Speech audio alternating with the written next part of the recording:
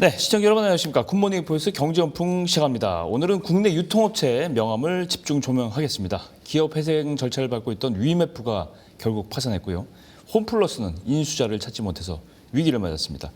대형마트는 점포수를 줄이고 있고요. 부동산을 매각하면서 생존 전략을 펼치고 있습니다. 반면 쿠팡은 분기 최대 실적을 경신했고요. 백화점은 외국인 특수에 반등에 성공했습니다. 승자와 패자가 엇갈리는 유통업계에 무슨 일이 벌어지고 있는지 집중 분석해 보겠습니다. 대신증권 리서치센터 유정현 연구위원님 모셨습니다. 어서 오십시오. 안녕하십니까. 예, 위메프 얘기를 먼저 할 텐데 위메프 정말 뭐 한때는 쿠팡, 티몬과 함께 네. 절대 강자, 소셜 커머스 3강자였는데 이게 설립한 지가 15년 만에 이게 파산을 했더라고요. 네.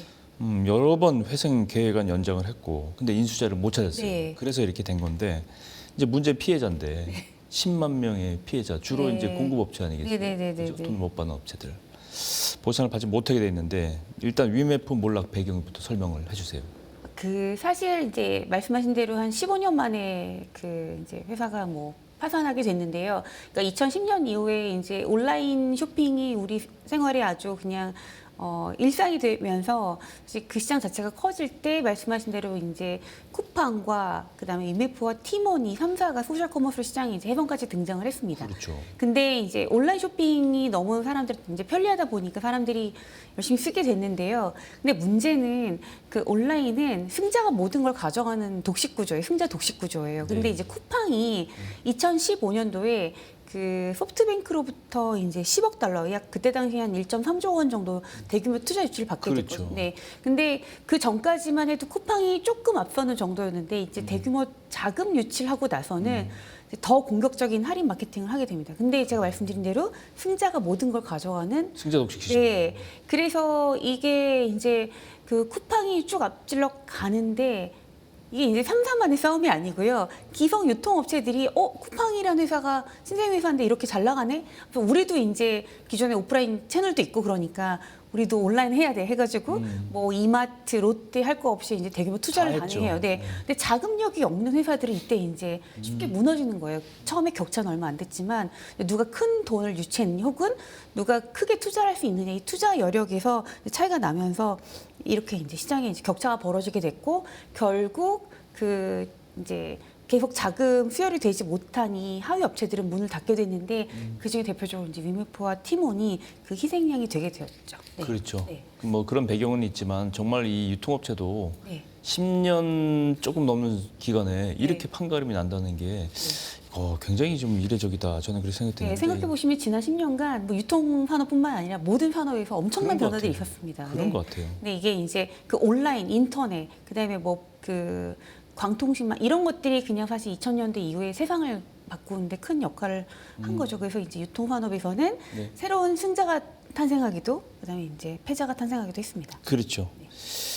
쿠팡 얘기를 좀 해볼 텐데 네. 쿠팡은 3년 전이죠. 대만에도 진출했어요. 네. 그래서 이제 이게 과연 대만에서도 가서도 우리나라 같은 모델로 이렇게 새벽 배송도 하고 네. 이렇게 해서 성공할 건가 이렇게 했더니 안착을 좀 하고 있다. 네. 이런 평가가 나오더라고요. 근데 이제 쿠팡이 한국에서 성공한 이제 이유가 뭐냐면 실은 뭐 이제 대규모 자금 수혈 뭐 이제 말씀드렸지만 그 인구 밀도가 굉장히 높고요. 네. 아파트 주거 문화 때문이에요. 그러니까 이제 초기 몇 년은 고생을 좀 했죠. 근데 이제 제가 쿠팡은 성공할 거라고 예상했던 이유가 뭐냐면 이제 굉장히 그 좁은 지역 안에서 한 동에도 몇십 가구가 살잖아요. 네. 그러니까 뭐 몇 개 동만 돌면은 이제 뭐 몇백 개 이상의 이제 네, 배송이 가능한 거예요. 같은 거리로 집중적으로 배달할 네, 수 있다. 그게 안 되는 나라가 이제 미국인 거죠. 그렇죠. 네, 그러니까 뭐 배송은 뉴욕이나 네 힘들죠. 맞아요. 뉴욕이나 뭐 일부 지역도 이제 물론 고층 아파트가 있지만 거기는 주로 주택으로 뭐 그 단층 혹은 뭐 2층 주택 주거 형태고 한국은 굉장히 이제 아파트 주거 문화가 특히나 더 발달한 나라인데 게다가 인구 밀도까지 높습니다. 근데 이 대만이 똑같아요. 우리나라는 이제 인구 밀도가 1제곱킬로미터당 한 515명 정도인데 대만이 670명 정도 된다고 하고요.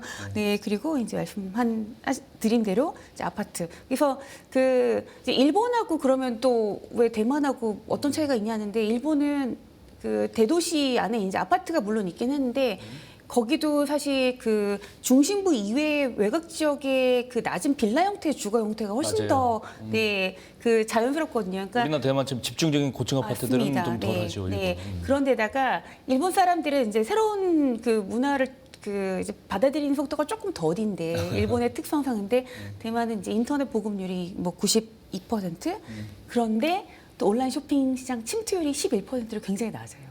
여유가 있고 여지가 우리는 있군요. 거의 40%거든요. 그러니까. 그러니까 이제 그 시장 자체가 성장할 수 있는 배경 플러스 성장성이 무궁한 이제 그런 시장으로 이제 보이게 된 거죠. 네. 대만을 잘 골랐네요, 쿠팡이. 맞습니다. 네.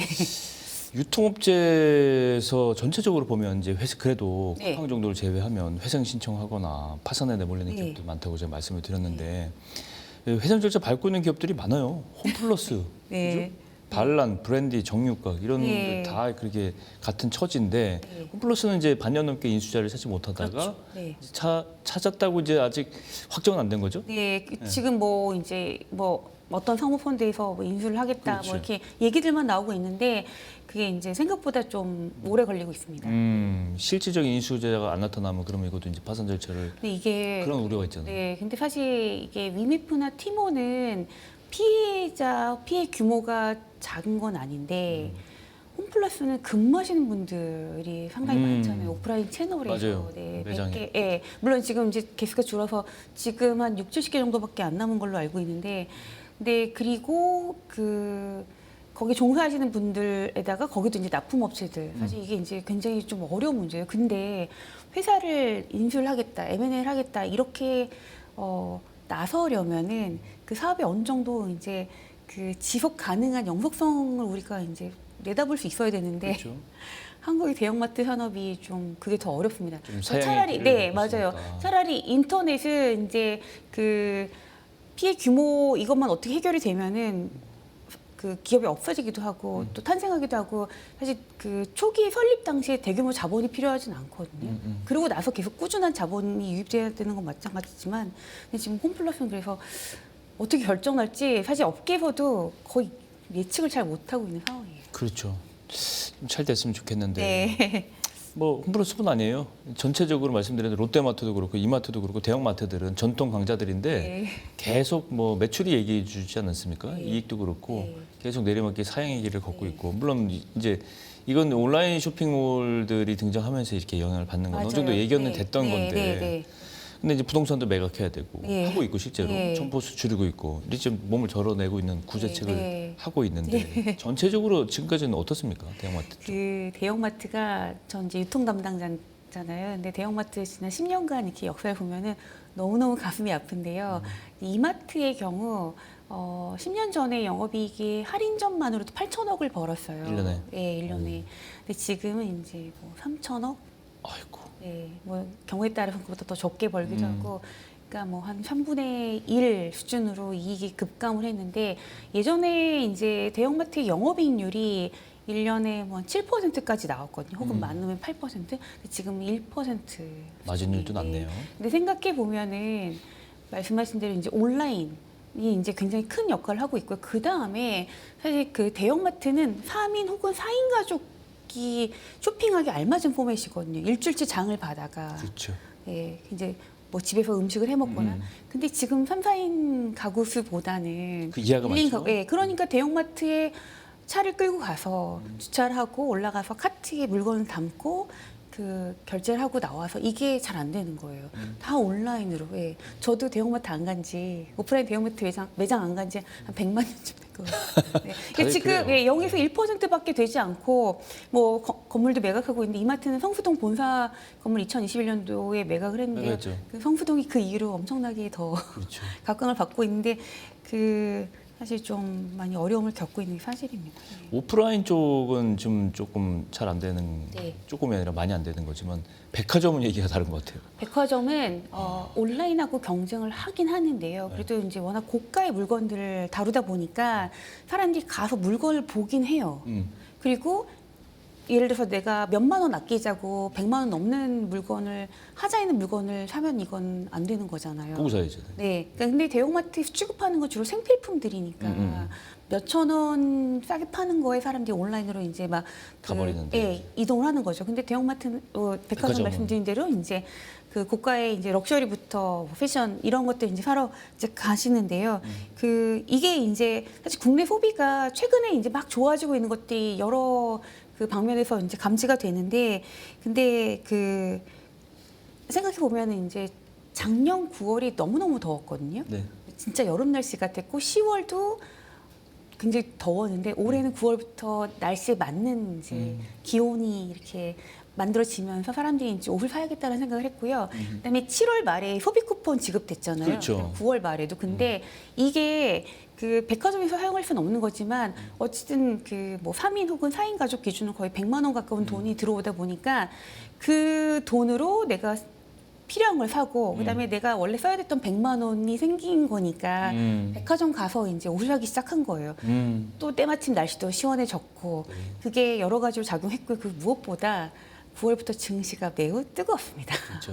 네, 그러니까 사실 뭐 이제 4월, 5월, 6월 가면서 증시가 한 차례 뜨거웠는데 9월, 10월 지금 굉장히 뜨겁잖아요. 그래서 이제 본인의 계좌가 이렇게 불어나는 걸 보고 사실 굳이 뭐 주식을 팔지 않아도 네. 그냥 마음이 되게 여유로워진 거죠. 백화점 가는군요. 네, 그래서 그 소비 쿠폰 역량, 그다음에 자산 가격 상승 효과, 그리고 그 때에 맞는 날씨 세 가지가 같이 더해지면서 거기에 또 외국인까지 그렇죠. 그러면서 네 쇼핑 그 백화점 매출이 늘기 시작했죠. 3분기 실적 보니까 대단해요. 롯데 같은 경우는 영업이익이 17.9%. 백화점 사업부에서만. 네. 그렇죠. 현대 같은 경우는 백화점 사업부 25.8%. 네, 네, 이 말씀하신 대로 그런 영향이 굉장히 많이 미치고 있다. 이런 숫자로 보면 알 수 있습니다. 네, 조금 아까 말씀하신 대로 상반기에 이제 우리 외국인들이 많이 들어왔잖아요. 네, 전년보다 14.6% 증가한 888만 명을 기록했어요. 상반기에만. 네, 네, 역대 최대입니다. 이게. 네. 연간 기준으로 보면 뭐 2천만 명 넘어설 전망이다 이렇게 나오는데 그렇죠. 네. 실제로 이 양반들이 와서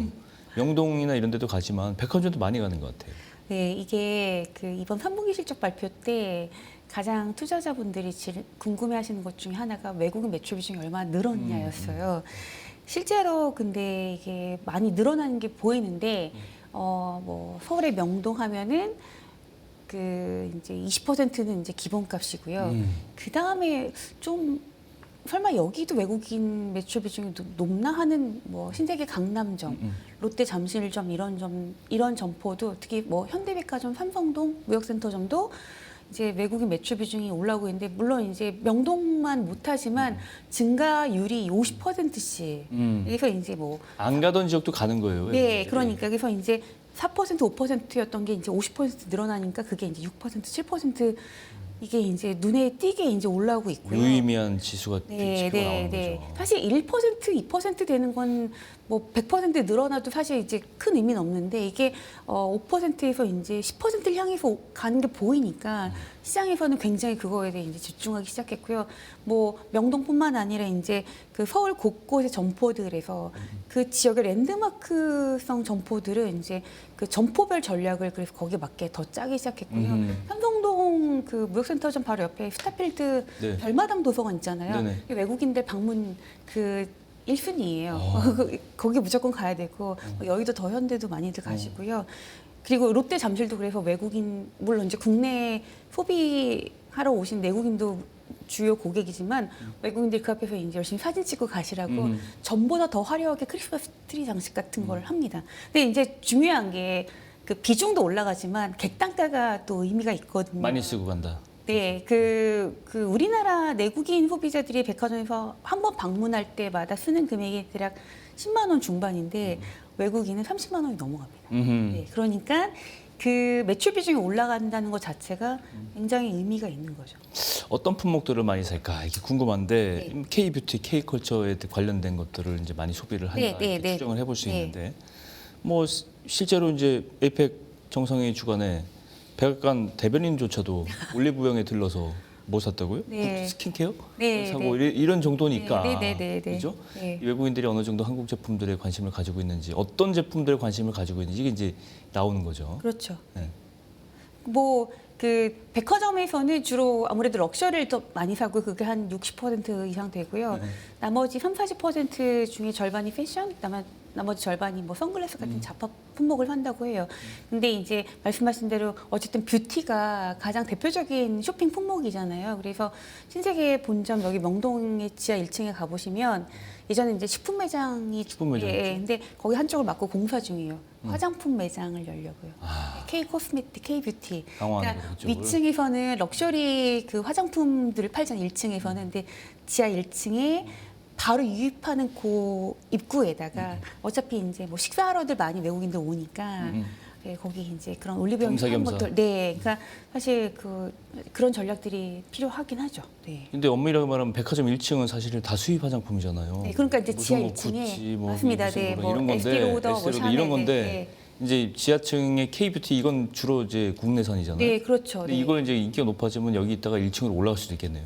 그럼 그러니까 밑에서 올라가기도 하고 그렇죠. 위에서 내려가기도 하고. 아직은 아니지만. 네, 이게 이제 지하 연결 통로 통해 가지고 또 다른 지하철을 타기도 하고 그러니까 사실 그 트래픽이 모임 장소에다 그 매대를 오픈하는 거죠. 많이 바뀐 풍경인 것 같아요. 그럼요. 백화점을. 네, 네. 백화점이 그렇게 변신한다는. 네, 네, 네. 올리브영 얘기를 해볼 텐데 네. 올해 2월이죠. 미국 캘리포니아주 로스앤젤레스에 CJ 올리브영 USA 법인 설립했고 현지 진출 기반을 마련했는데 네. 잘 될지 모르겠어요. 이게 사실 오프라인 채널을 현재 진출하는 건 좀 어려운 문제긴 해요. 그렇죠. 왜냐면 기존에 이용하던 채널들이 있기 때문에 이제 완전 다른 포맷이 되긴 어렵잖아요. 그렇죠. 예, 그 오프라인 매장이라는 거. 그래서 회사는 일단은 이제 그 어떤 그 테스트 그를 위한 점포를 일단 출점했다고 저는 보고 있는데, 근데 K 뷰티는 기존에도 이제 아마존이나 얼타 뷰티 구입할 수가 혹은 뭐 있잖아요. 세포라 이런 데서도 살 수가 있거든요. 그래서 이제 저는 제가 CJ 올리브영에 가서도 그런 말씀 제가 직접 제안 드린 적이 있는데 CJ 올리브영은 포맷도 중요하지만 CJ 올리브영만이 파는 PB 제품들이 상당히 많아요. 그래서 그거를 거기다 놓고 파셔라. 제가 그런 말씀을 제안 드린 적이 있고 지금 이제 매장을 미국에 하나 열었는데 그거는 숫자가 이제 눈에 띄게 올라올지는 한번 봐야 된다. 근데 만약에 올리브영 그 매장에 가서 내가 살 수 있는 그 PB 제품이 여기서만 판다. 그러면은 이제 당연히 되는 거죠. 사람들이 가게 되죠. 근데 그 PB 제품을 알리는 게 지금 올리브영은 이제 그 일단 좀 해결해야 되는 문제인데 제가 그 지난주 토요일부터 케이블 방송에서 퍼펙트 글로우라고 하는 K뷰티 예능이 시작됐어요. 예, TVN에서 하고 있는데요. 아유 보겠습니다. 네, 제가 그 제안 드렸잖아요. 아. 네. K뷰티 예능 찍어 보시라고. 저는 출연하신 줄 알고. 아닙니다. 네. 알겠습니다. 네. 편의점 얘기를 안 할 수가 없어요. 지금 편의점 양대 산업이면 이제 GS 리테일 하는 GS25, 네. BJF 리테일이 하는 CU 이 양강자인데 3분기의 성장률이 좋아요. 네. 일단 GS 리테일 GS25는 3분기 실적이 전년 동기 영업이익 기준으로 31%나 증가했어요. 그렇습니다. 네. 네. 이건 어떻게 된 겁니까? 그러니까 이게 그 민생 소비 회복 쿠폰 그 편의점 사용이 가능했어요. 그런 내용이 그래서 사실 상반기에 그 GS 리테일 그 기존점의 매출 성장률이 그 이제 0%를 넘지 못했는데 이번 3분기에 4.4%나 기록을 했거든요. 근데 소비 쿠폰이 한 1.9% 기여했고 이거 아니더라도 2.5% 성장을 했습니다. 그러니까 사실 소비 쿠폰 효과를 빼고 보면 2.5%인데 이게 시장에서 예상했던 것보다 훨씬 잘 나온 거예요. 이 이유는 뭐냐면 사실 편의점 업계가 지난해부터 많이 어려웠어요. 근데 지난해면 2024년도인데 2010년 이후로 15년간 처음으로 전체 업계의 점포가 줄었습니다. 사실 그동안의 장사가 되게 잘 돼서 너도 나도 양적 성장, 점포를 막 출점했는데 작년에 처음으로 점포가 업계 전체적으로 줄었고요. 그게 이제 3위, 4위 업체들이 많이 줄였는데 올해는 지금 1, 2위 업체도 줄이고 있어요. GS25하고 CU하고. 네, 그 얘기는 뭐냐면 부진점이 없어지고 있다는 얘기고 그 살아남은 점포들은 굉장히 퀄리티가 더 좋아지는 상황이라는 거죠. 점포가 줄었는데도 영업이익이 늘었다. 네, 왜냐면 이제 그만큼 투자도 줄기 때문에 그래서 지금 3분기도 그렇고 4분기도 소비 회복 쿠폰 사실 4분기 효과 별로 없는데 3% 4% 늘고 있다고 합니다. 이거는 점포 구조정에다가 그 새로운 MD들, 예, 새로운 상품 구색에 효과가 있다고 보고 있고 거기 이제 경기 회복도 일부 작용하고 있는 것 같아요. 네. 그렇죠. 네. CU도 그렇고 지금 방금 GS25가 그랬고 네. CU도 상반기에 굉장히 안 좋았다가 이제 다시 올라오는. 네, 네. 그렇죠? 네, 이게 CU는 다만 그 3분기 기존점 성장률이 아까 GS는 4.4%인데 CU는 그냥 0% 정도였거든요. 이게 그 양사의 차이는 뭐냐 좀 봤더니 그 GS가 좀 점포를 많이 이제 부진점을 많이 먼저 정리를 한 효과였던 것 같아요. 그래서 CU는 이제 같이 그걸 하고 있는데 내년은 그래서 CU가 좀 더 좋을 것 같고, 근데 전체적으로 말씀드린 대로 업계가 좀 점포가 정리되면서 기존의 1, 2 사업자가 더 좋아지는, 그러니까 점유율이 올라간 효과가 발생하고 있는 거 아닌가 이런 생각을 좀 해보고 있습니다. 네. 굳이 따질 건 없지만 두 양자 중에 1위 업체는 자꾸 이렇게 바뀌는 겁니까 지금? 지금 거의 예전에는 CU가 좀 점포 수가 훨씬 좀 더 많고 그래서 점포 이제 수로는. 뭐 1등이다 뭐 이런 얘기를 했는데 지금은 이제 둘 사이가 엎치락 뒤치락 한다고 보시면 되고요. 올해 GS가 점포를 더 많이 닫았기 때문에 아마 다시 CU가 지금은 1등을 하고 있는 것 같긴 합니다. 근데 이제 이 규모가 중요하겠죠. 이제는. 그렇죠. 네. 이 유통업체 그 변화, 변신 이런 걸 보면 편의점을 보면 정말 놀라운 것 같아요. 이게 편의점에서 이런 것도 해라는 게 이제 상식이 돼버린. 네, 네. 그죠? 네. 이제 우리가 과거에 일본 여행을 가보시면 편의점이 이렇게 여러 가지 다양한 걸 할 수 있어 이렇게 맞아요. 했는데 네. 우리도 그렇게 되는 것 같아요. 네. 따라가는 것 같아요. 그렇죠. 예전에는 그냥 똑같은 거 놓고 팔다가 이제는 그 브랜드 간 차별화에 성공해야 된다. 이제 다들 이렇게 생각을 하기 시작했고, 그래서 뭐 그 작년엔 뭐 연세빵, 뭐 그다음에 곰표 맥주 이런 거, 그렇죠. 이제 그런 거부터 하고 이제는 각종 뭐 그러니까 택배 서비스 뭐 쉽게 서비스도 하잖아요. 이런 것들 이제 하기 시작하고요. 뭐 와인 픽업 서비스 이런 것도 하고 다양한 서비스 통해서 이제 그 고객들한테 그 브랜드를 더 알리려고 하는 노력들을 합니다. 그래서 이게 이제 올해 연말 내년에는 좀 각사별로 좀 차이 성과가 나지 않을까 생각하고 있습니다.